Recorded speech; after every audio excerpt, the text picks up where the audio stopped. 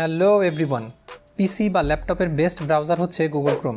আর এই ক্রোমে অনেক এক্সটেনশন আছে যেগুলো ইউজ করে আমরা আমাদের নেট ব্রাউজিংয়ের এক্সপিরিয়েন্স আরও ফাস্ট, ইজি আর প্রোডাক্টিভ করতে পারি। আজকে আমি আপনাদেরকে দেখাবো 5টা এক্সটেনশন যেটা আপনাদের প্রতিদিনের ইন্টারনেট সার্ফিংয়ে কাজে লাগবে। চলুন শুরু করা যাক।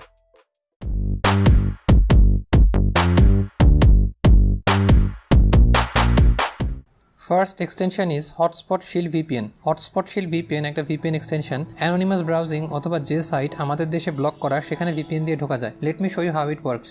হটস্পট শিল্ড ভিপিএনে ক্লিক করুন। ক্লিক করার পরে ক্লিক টু কানেক্ট এখানে ক্লিক করুন।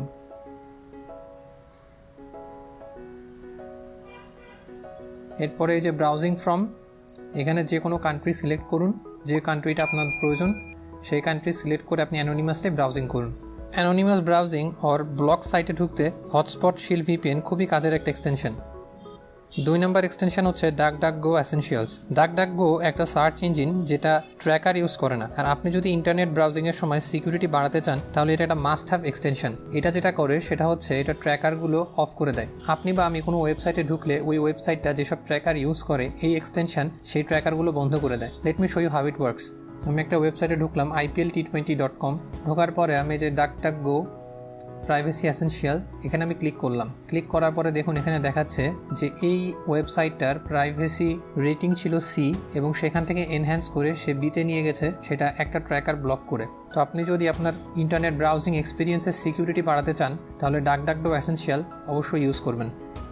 3 নম্বর এক্সটেনশন হচ্ছে মার্কিউরি রিডার। মার্কিউরি রিডার এক্সটেনশনটা আপনার আর্টিকেল রিডিং স্মুথ করে। কোনো সাইটে আপনি আর্টিকেল পড়তে গেলে তার চারপাশে অনেক জিনিস থাকে যা আমাদের ডিস্ট্র্যাক্ট করে। এই এক্সটেনশন শুধু সেই ডিস্ট্রাকশনগুলো দূর করে আর ওই আর্টিকেলে ফোকাস করে। Let me show you how it works.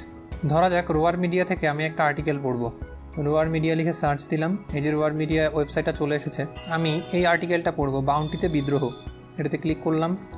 এই যে দেখুন এই যে আর্টিকেলটা চলে এসেছে, কিন্তু আর্টিকেলের আশেপাশে দেখুন এই যে খেলাধুলা আসছে, উপকথা আসছে, মাঝখানে একটা অ্যাড এসেছে, অনেক কিছু যেটা আর্টিকেলটা পড়ার ক্ষেত্রে আমাকে ডিস্ট্র্যাক্ট করতে পারে। তো আমি যদি শুধুমাত্র আর্টিকেলটা পড়তে চাই তখনই এক্সটেনশনটা সবচেয়ে ভালো কাজে লাগে। এই এক্সটেনশনের উপরে ক্লিক করুন। এখন দেখুন আশেপাশে সব কিছু চলে গেছে, অ্যাডভার্টাইজ সেটাও চলে গেছে, অনলি আর্টিকেলটাই খালি আছে। ইন্টারনেটে কোনো স্মুথ আর্টিকেল পড়ার ক্ষেত্রে এই এক্সটেনশনটা একটা মাস্ট হ্যাভ।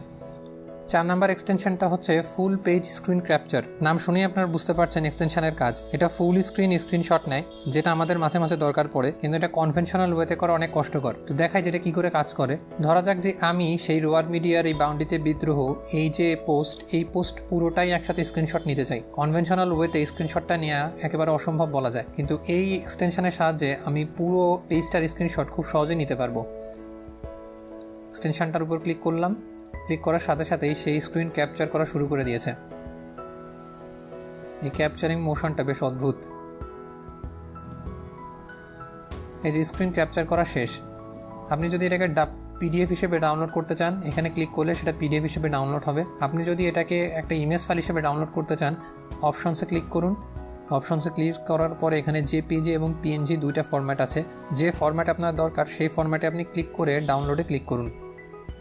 5 নম্বর এক্সটেনশন হচ্ছে এক্সটেন্সিটি। এক্সটেন্সিটি আপনার সকল এক্সটেনশন ম্যানেজ করার জন্য প্রয়োজন। আপনি যদি অনেক বেশি এক্সটেনশন ইউজ করেন তাহলে বারবার এক্সটেনশন ট্যাবে না গিয়ে এখান থেকে ইজিলি আপনি আপনার এক্সটেনশন কন্ট্রোল করতে পারবেন।